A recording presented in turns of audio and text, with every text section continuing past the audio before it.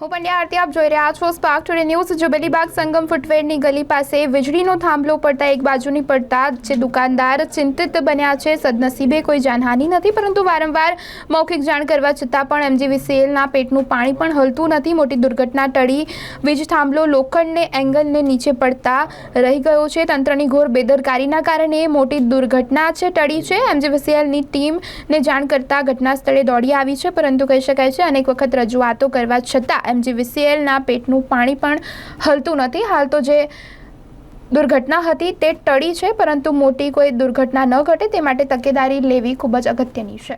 આપણે રાવપુરા જુબેલીબાગની સામે શાનો થાંભલો હતો? આ GEBનો થાંભલો હતો। એટલે શું થયું એકદમથી?